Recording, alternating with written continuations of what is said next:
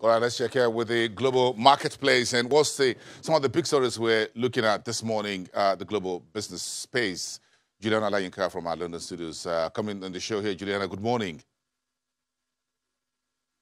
Good morning, Bosun. Great, it's good to see you. Thank you. Bring us up to speed very quickly on this fire outbreak at the Cocoa Music Center around Camden. What's this fire all about? How significant is this music venue and all of that? What are the firefighters doing downtown London?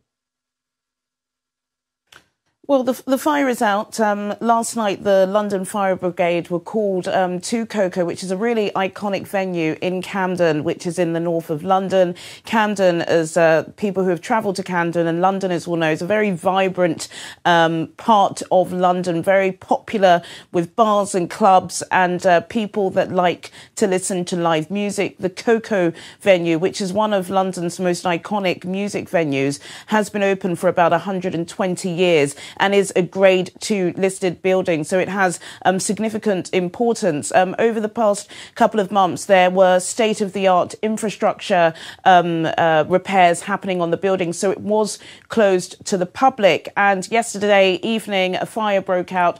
Like I said, it has been put under control. But even this morning, over 12 hours later, Bosun, people are still talking about it on Twitter. The likes of Kanye West, the Rolling Stones, Madonna, every big name in global music has played there. So it has more of a nostalgic feeling to residents in London. But it is out, and hopefully it was due to be reopened in spring 2020. That's likely to be delayed, but there were no casualties. It's good to know, Juliana. Thank you so much for bringing us up to speed, and that's money there. We follow the money wherever it is. The biggest size of the entire money conversation is in the budget. So give us a sneak preview of this budget. It's coming through on March the 11th. Well, you know, Parliament reconvenes today, and Sajid Javid, the Chancellor of the Exchequer, or the Finance Minister, he has announced that the first post-Brexit budget will be on March the 11th. It will be a spring budget, and it's a budget that the government say is going to springboard the UK economy into decades of renewable life.